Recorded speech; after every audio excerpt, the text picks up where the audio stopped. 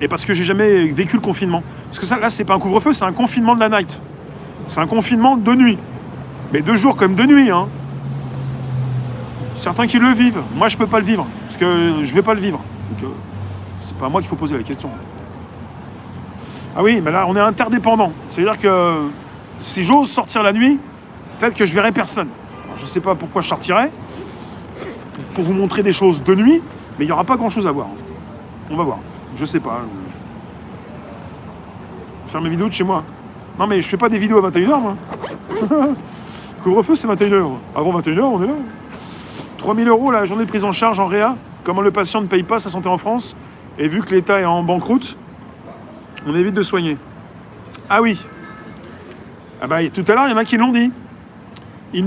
Ces soignants n'ont plus envie de faire un choix entre ceux qui vont vivre et ceux qui vont mourir. C'est délirant.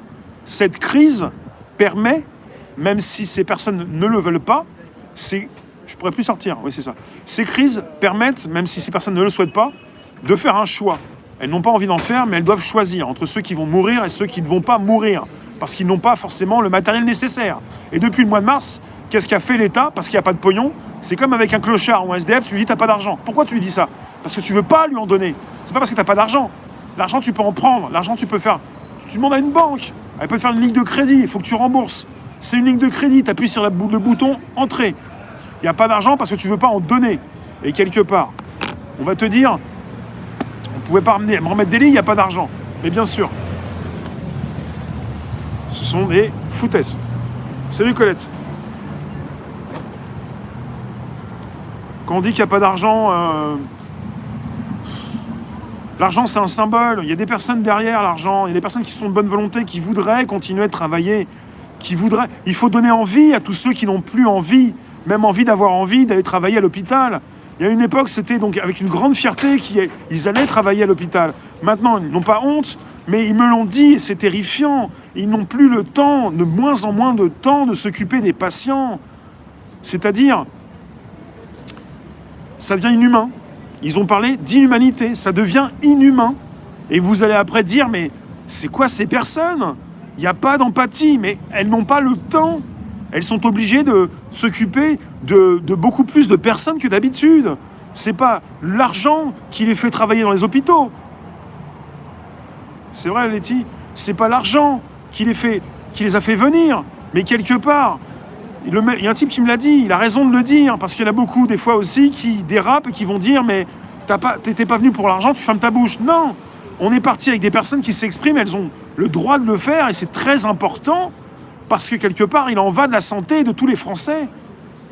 Et c'est absolument incroyable.